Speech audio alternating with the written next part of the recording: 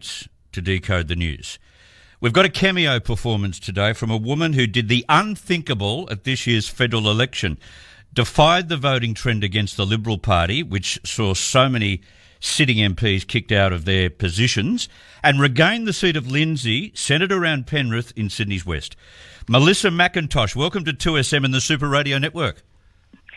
Thank you, Chris, for having me on. And what a great song to lead in. One of my 80s favourites.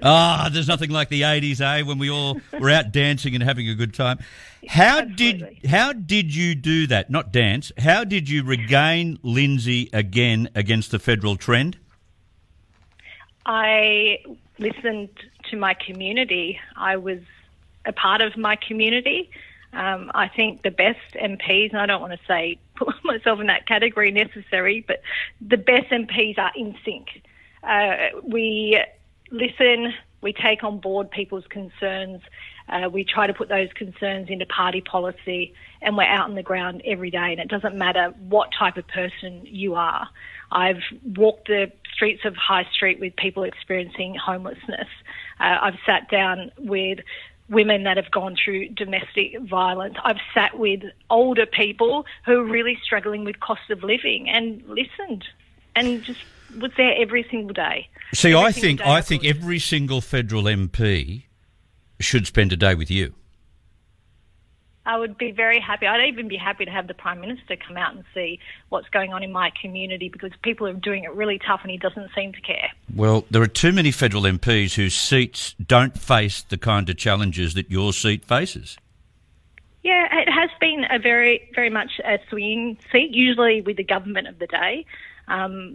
Very fortunate that the last two terms, even though we lost the election, I've been able to hold the seat. Yeah. I love my community. I think it's the best place in our country, and people want to live in my part of the world for a better life for their families. Yeah, we've got lots of listeners that come from that part of Western Sydney, and they're hearing what you're saying now, and they can hear the connect that you have with their challenges, and that's what politicians need to understand. Listen to the people's, day-to-day challenges. Now, you've been having plenty to say recently about big tech, the e-safety commissioner, or the czar as I call her, and the risk to kids being online. We read today that big tech giants could face fines of up to $50 million if they fail to deactivate kids' social media. Well, a short time ago, a press conference was begun with Anika Wells, the Communications Minister, and Julie Inman-Grant, the e-safety commissioner, and they have actually, I think, stepped back on that hard line against the big tech giants, I think mainly because the technology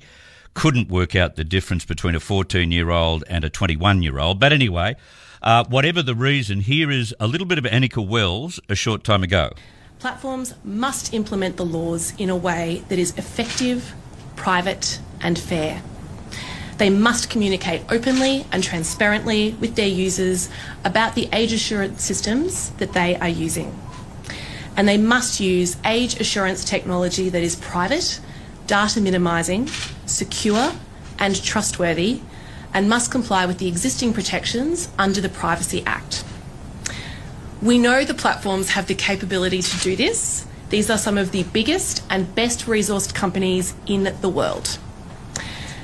We will always keep backing Australian families and keeping Australian kids safe.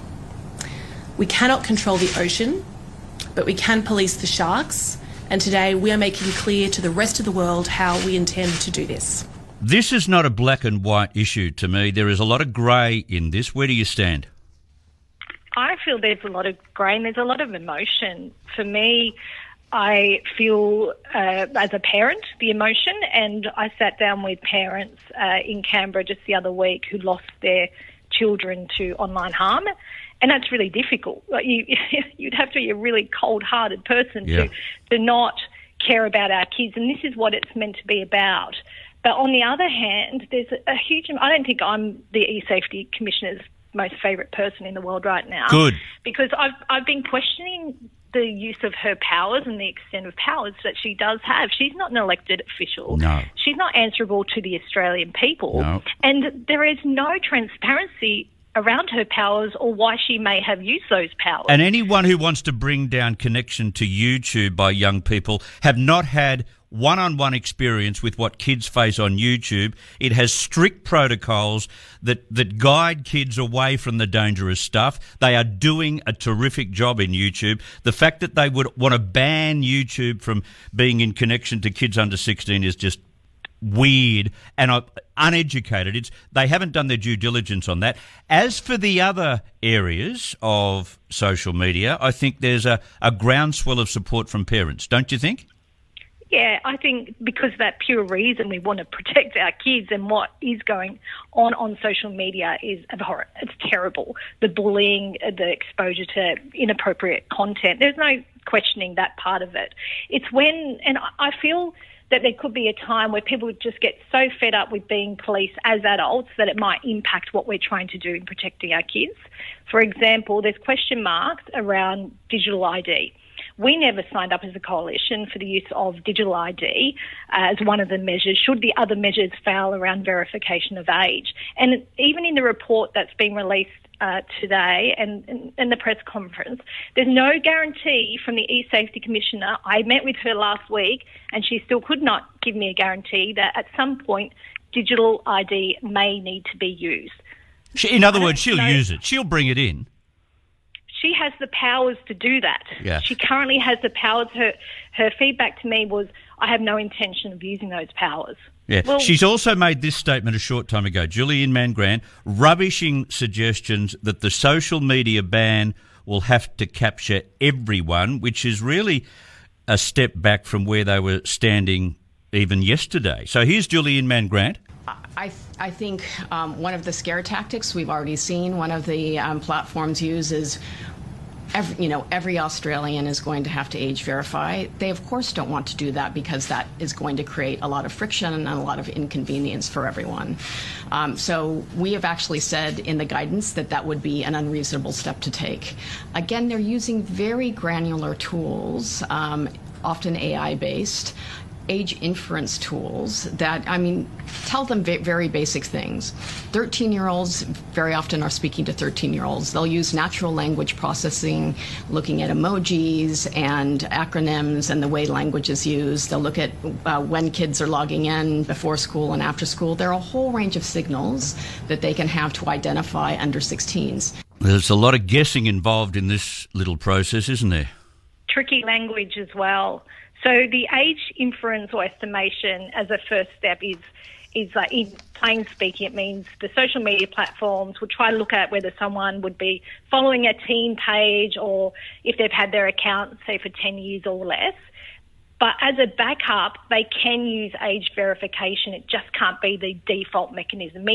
We could go to digital ID if there's no other measures that work. Yeah. And the e-Safety Commissioner is just not answering that question around, at some point, is it possible that digital ID would have to be used or could be used? It's got to be a second step. You can just see it coming.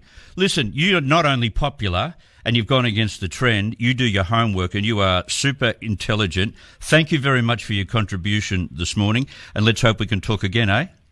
Thanks, Chris. I really appreciate it. No problem. The member for Lindsay, Senator around Penrith and Sydney's West, Melissa McIntosh, what a knockout.